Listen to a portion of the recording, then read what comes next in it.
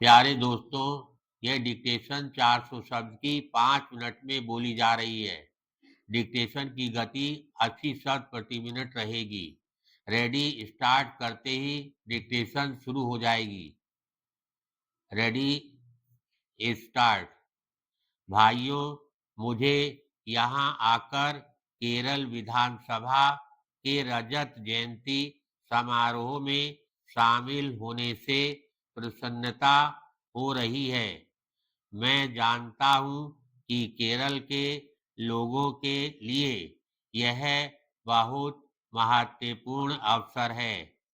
किसी भी सामाजिक या राजनीतिक प्रणाली का आकलन करने के लिए 25 वर्ष का समय बहुत कम दिखाई देगा, परंतु केरल के लोग समय के बदलते रंग के साथ अपने आप को ढालने में बहुत चुस्त हैं। अतः मैं समझता हूँ कि इस प्रकार का समारोह एक विशेष महत्व रखता है। केरल के सुंदर हरे भरे नज़ारों ने मेरा मन मोह लिया है और मेरे लिए इस राज्य में आना हमेशा खुशी की बात होगी। केरल की सुंदरता में पर्वतों, नदियों और समुद्र का एक अनुपम सामंजस्य तथा निखार है।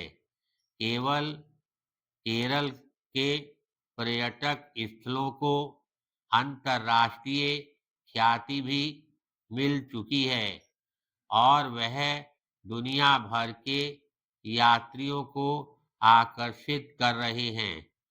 केरल की अपनी एक संस्कृति है। यह पुरानी रीतियों और नए आदर्शों के समन्वय से पैदा हुई है। अपनी विचित्र भौगोलिक स्थिति से इस राज्य का एक पृथक ही जीवन मार्ग और दृष्टिकोण है। केरल का भारत के दूसरे हिस्सों में रहने वाले लोगों के साथ गहरा संपर्क है।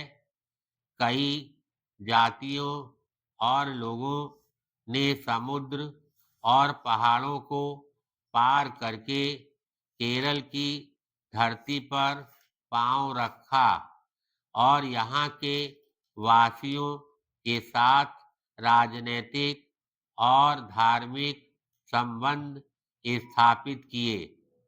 केरल की संस्कृति की संपन्नता, विविधता और अनेकता का यही कारण है। केरल का सांस्कृतिक स्वरूप बहुत ही गौरवमय है और इस राज्य के लोगों की लगन ने इन्हें मानवीय गतिविधि के कई क्षेत्रों में सफलता के शिखरों पर पहुंचने में मदद दी। पैराग्राफ। हालांकि केरल राज्य, जैसे हम जानते हैं, 1956 में स्थापित हुआ। केरल के लोग भारत की स्वतंत्रता से पहले से ही प्रजातांत्रिक संस्थाओं के बारे में जानते थे और उन्हें प्रतिनिधि सरकार का अनुभव था। स्वतंत्रता के बाद शिक्षा के ऊंचे स्तर के कारण राजनीतिक विकास की प्रक्रिया में तेजी आई। कई राजनीतिक दल होने के कारण राज्य और राष्ट्र की समस्याओं के बारे में उनका अपना अपना सैद्धांतिक दृष्टिकोण है। केरल इस बात पर गर्व कर सकता है कि उसने संसदीय सरकार को बहुमूल्य योगदान दिया है। भाइयों, क्योंकि आप लोग अपनी असेंबली की रजत जयंती मना रहे हैं, इसलिए मैं समझता हूँ मुझे इस माननीय संस्थान के बारे में भी कुछ शब्द कहने चाहिए। धन्यवाद।